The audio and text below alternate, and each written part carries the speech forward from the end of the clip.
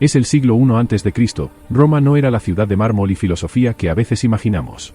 Era un imperio construido sobre espaldas rotas, un gigante cuyo esplendor dependía por completo de la sangre y el sudor de millones de esclavos. La brutalidad no es un efecto secundario, es la base del sistema, la desigualdad, su ley natural. En este mundo, donde la vida de un esclavo vale menos que la de un caballo, nace y sufre Espartaco. Su mundo es la oscuridad y el polvo de una mina en Tracia, donde cada día picando roca es una lección de humillación y dolor. No hay ideales grandiosos en su mente, solo la lucha por sobrevivir un día más. Hasta que un acto de compasión lo cambia todo. Al ver a un anciano derrumbarse por el agotamiento y ser golpeado sin piedad, algo estalla dentro de él. Es un instinto primario, una chispa de dignidad que se enciende en la más absoluta oscuridad. Al intervenir, al desafiar al capataz por primera vez, firma su sentencia de muerte. Pero el destino es caprichoso. Mientras espera una ejecución segura, aparece Léntulo Batiato, un mercader de esclavos con ojo para el negocio. Él no ve a un rebelde, ve un cuerpo joven y fuerte, un potencial gladiador. Lo compra por un precio insignificante, una transacción rutinaria entre miles, sin sospechar siquiera que con ese simple acto está comprando la mecha que incendiará el mundo. Espartaco es arrancado de las minas y arrojado al corazón del entretenimiento romano, la escuela de gladiadores de Capua.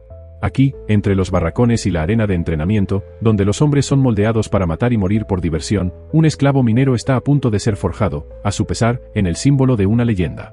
La escuela de gladiadores en Capua es un infierno de orden y disciplina, donde el entrenador Marcelo se encarga de convertir a los hombres en armas, rompiendo su espíritu para moldearlo a su antojo. Es un proceso frío y calculado de deshumanización, donde solo importa la eficacia para matar. Pero en medio de esta barbarie controlada, surge un destello de humanidad cuando Espartaco conoce a Varinia, una mujer esclava enviada para servirle. Sin embargo, él, forjado en la humillación, rechaza la idea de poseerla por obligación. En ese gesto de respeto nace un vínculo, un amor prohibido que se convierte en un acto de rebelión silenciosa, un faro de dignidad en un mundo diseñado para degradar. Esta chispa de humanidad se ve abruptamente confrontada con la cruel realidad cuando un grupo de patricios romanos, incluidos los poderosos Craso y Glabro, visitan la escuela para un espectáculo privado. La decadencia y el lujo de Roma observan con indiferencia cómo se fuerza a dos gladiadores, Espartaco y un hombre llamado Draba, a luchar a muerte por su entretenimiento. Draba, sin embargo, se niega a ser un títere en su macabro juego.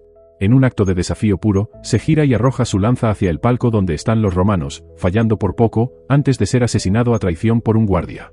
Su sacrificio no es en vano, su sangre corre por la arena y empapa la conciencia de Espartaco, encendiendo la chispa simbólica que pronto se convertiría en una rebelión abierta. La muerte de Draba ya no es solo una tragedia, es la primera semilla de una guerra. Esa chispa de rebelión se convierte en un incendio incontrolable cuando Batiato, para castigar a Espartaco y romper su espíritu de una vez por todas, vende a Varinia.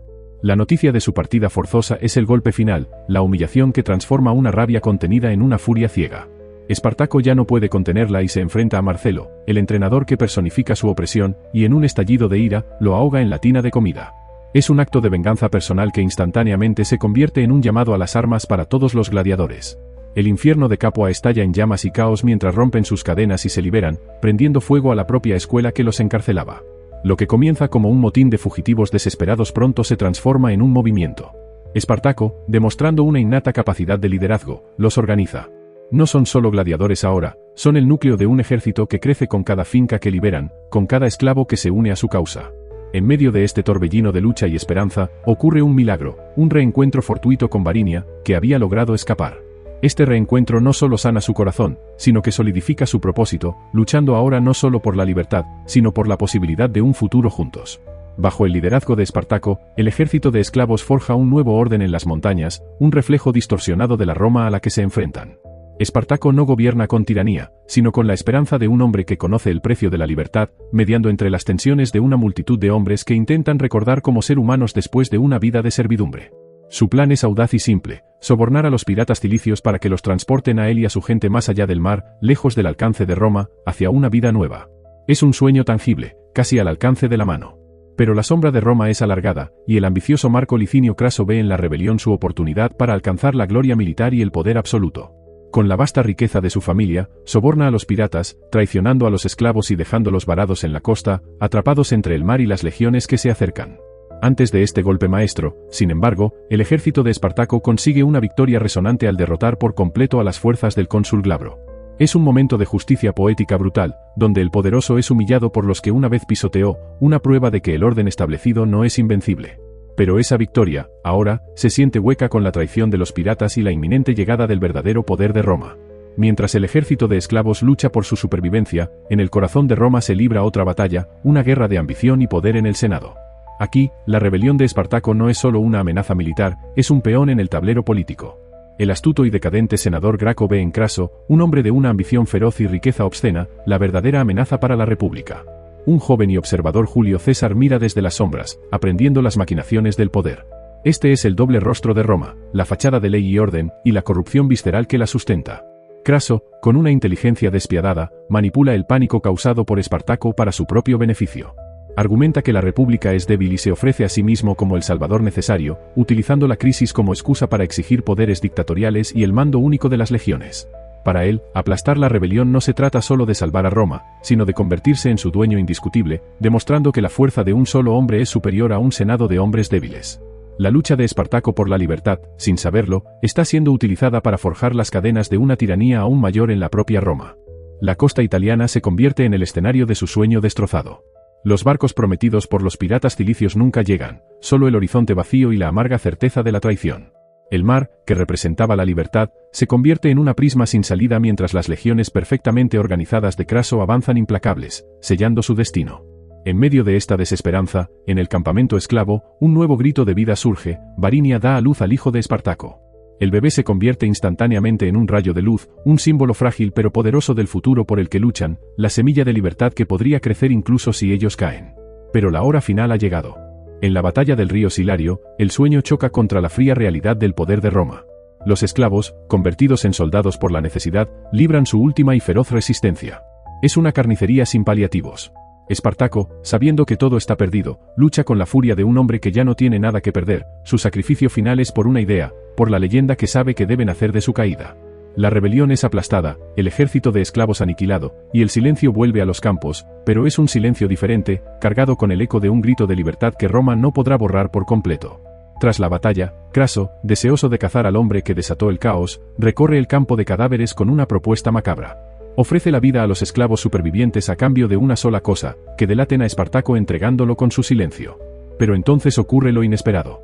Uno a uno, los hombres exhaustos y ensangrentados se ponen de pie. Y uno tras otro, con una voz que se convierte en un coro ensordecedor, cada hombre proclama, «Yo soy Espartaco». Es el momento en que el hombre se convierte en idea, en que un cuerpo mortal se transforma en un símbolo inmortal. Roma responde con su arma definitiva, el terror. Miles de cruces se alzan a lo largo de la Vía Apia, un bosque de agonía destinado a ahogar en dolor el recuerdo de la rebelión. Es la demostración de un poder absoluto, pero también del miedo más profundo, el miedo a que el ejemplo de un hombre pueda inspirar a millones. En medio de este paisaje de muerte, Varinia y su hijo, custodiados por el senador Graco, quien cumple su última promesa de compasión, se detienen frente a una de esas cruces. Allí, Varinia le muestra al niño el rostro de su padre, no como un derrotado, sino como un hombre libre.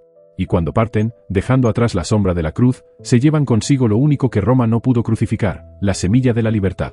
El hijo de Espartaco se aleja hacia un futuro lejos de Roma, convirtiendo la derrota física en un triunfo moral eterno.